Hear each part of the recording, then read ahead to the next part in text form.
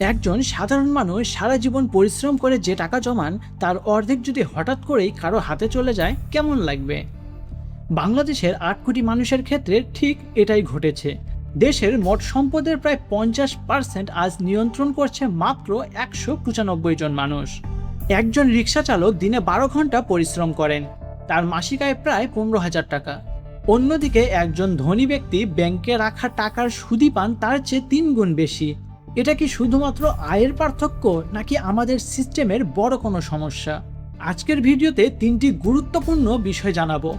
এই ১৯৫ জন কারা এবং কিভাবে তারা এত সম্পদ জমা করলো, এই বৈষম্যের মূল কারণগুলো কি কি, এবং সবচেয়ে গুরুত্বপূর্ণ, এই সমস্যার সমাধান কি হতে পারে। ভিডিওটি শেষ পর্যন্ত দেখলেই আপনারা এই ৩টি প্রশ্নের উত্তর একে একে পেয়ে যাবেন।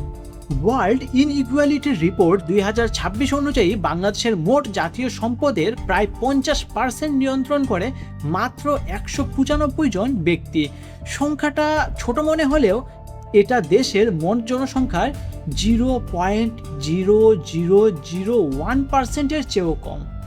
আয়ের বন্টনের চিত্র আরও চিন্তাজনক। শীর্ষ 10% জনসংখ্যা আয় করে মোট আয়ের ৪৫%। কখনো ভাবছেন একটা দেশের অর্ধেক সম্পত্তি আছে মাত্র 10% মানুষের হাতে?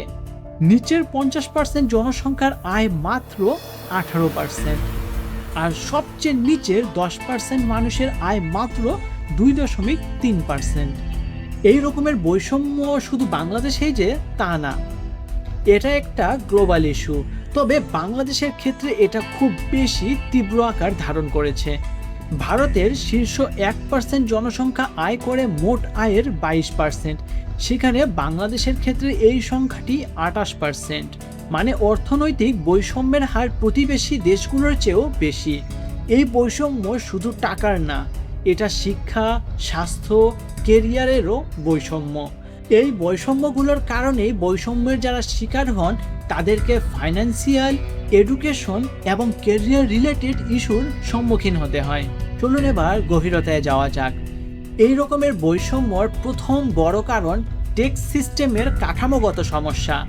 বাংলাদেশের মোট জনসংখ্যার 1.5% আয়কর দেয়, আর যারা দেয় তাদের অনেকেই বিভিন্ন লিগ্যাল ও সেমি লিগ্যাল উপায়ে ট্যাক্সের পরিমাণ কমিয়ে আনেন।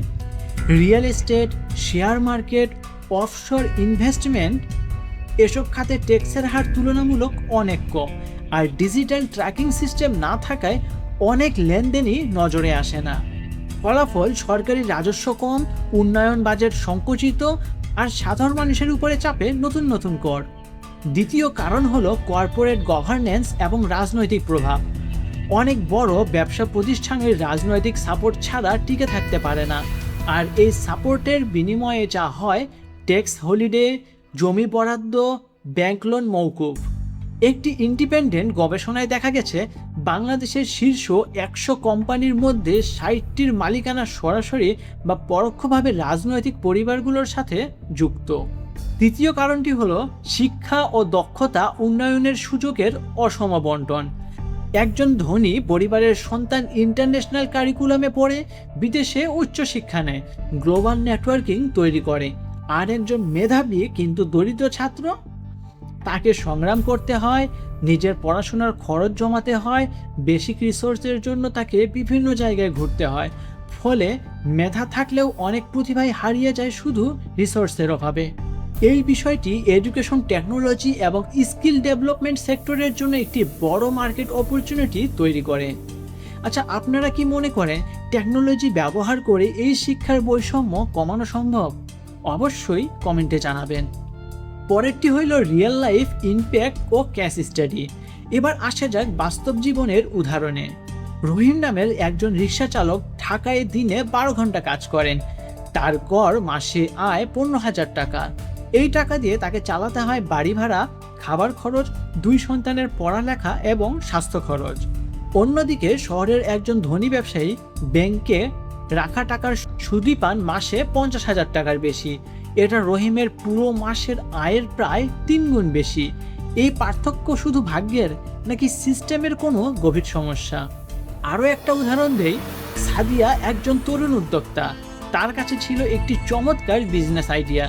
কিন্তু ব্যাংক থেকে লোন পাওয়ার জন্য তার দরকার ছিল জমিনদার নেই, তাই লোন নেই, ফলে তার প্রজেক্টটি আটকে গেল। একই সময়ে একজন পরিচিত ব্যবসায়ী কোনো বিস্তারিত প্ল্যান ছাড়াই কোটি কোটি টাকার লোন পাচ্ছেন, কারণ শুধু তার নেটওয়ার্কিং এবং যোগাযোগ আছে। এই সুযোগের বৈষম্যর কারণেই প্রতিভাবান তরুণীকে পিছনে ঠেলে দিচ্ছে। আর এই সমস্যার সমাধানে ফিনটেক এবং ডিজিটাল লেনদেনের বিকল্প সমাধানগুলোর উপরে আরও বেশি গুরুত্বপূর্ণ ভূমিকা রাখা উচিত। তাহলে এগুলোর সমাধান কি হতে পারে? প্রথম ধাপ, ট্যাক্স ও financial policy reform. Progressive tax system, যার আয় বেশি তার ট্যাক্সের হারও যৌক্তিকভাবে তত বেশি। ডিজিটাল ট্র্যাকিং, ক্যাশ লেনদেন কমানো, অনলাইনে পেমেন্ট বাধ্যতামূলক করা। আন্তর্জাতিক সহযোগিতা, অফশোর অ্যাকাউন্টে সম্পদ লুকানো রোধে গ্লোবাল চুক্তি। দ্বিতীয় ধাপ, এডুকেশন এবং হেলথ সেক্টরে স্ট্র্যাটেজিক ইনভেস্টমেন্ট। যখন একজন দরিদ্র ছাত্রও পাবে মানসম্মত শিক্ষা এবং ডিজিটাল রিসোর্স, তখন মেধাই হবে সাফল্যের মূল মাপকাঠি। এই সব কিছু কিন্তু শুধুমাত্র সরকারি পদক্ষেপেই যে হবে এমনটা না, এর জন্য প্রয়োজন প্রাইভেট সেক্টর এবং টেকনোলজির গুরুত্বপূর্ণ ভূমিকা। ফিনটেক সলিউশন, ছোট্ট ছোট উদ্যোক্তাদের মধ্যে সহজেই লোন সিস্টেম চালু করা। অ্যাডটেক প্ল্যাটফর্ম, যেখানে সাশ্রয়ী মূল্যে মানসম্মত শিক্ষা দেওয়া হবে। ফ্রিল্যান্সিং মার্কেটপ্লেস, যেখানে গ্লোবাল কেরিয়ার করার সুযোগ থাকবে। এছাড়াও হলো ডিজিটাল আইডেন্টিটি। ফিনান্সিয়াল ইনক্লুশন নিশ্চিত করা। এই সেক্টরগুলোতে ইনভেস্টমেন্ট করলে শুধু অর্থনৈতিক শক্তিশালী হবে যে তা না, এর মাধ্যমে সমাজের নিচু শ্রেণীর মানুষদের বিজনেস মাইন্ডসেট তৈরি হবে, তারা রিসোর্স জমা করতে পারবে এবং উদ্যোক্তা হওয়ার সম্ভাবনা তৈরি হবে। আসলে আমাদের বাংলাদেশের অর্থনীতি কোনো সংকটে নেই, এটা শুধু একটি স্ট্র্যাটেজিক রিফর্ম চায়। আর এই পরিবর্তনের শুরুটা হতে পারে ছোট ছোট পদক্ষেপ থেকে। সচেতন ভোটিং, ডিজিটাল লিটারেসি বৃদ্ধি, ছোট ব্যবসায়ীকে সাপোর্ট এবং নিজের স্কিল ডেভেলপমেন্টে বিনিয়োগ। কারণ দেশ গড়ার দায়িত্ব শুধু সরকারের না, এটি একটি কালেকটিভ এফোর্ট। 195 জনের হাতে দেশের অর্ধেক সম্পদ, এটা কোনো চূড়ান্ত সত্যি না, এটা একটি চ্যালেঞ্জ। আর এই চ্যালেঞ্জ মোকাবেলা করার শক্তি, মেধা, প্রযুক্তি সবই আছে এদেশের প্রজন্মের হাতে। মনে রাখার মতো একটি কথা, ন্যায়পরায়ণ সমাজ করতে হলে প্রথমে ন্যায়ের পক্ষে কথা বলতে হয়।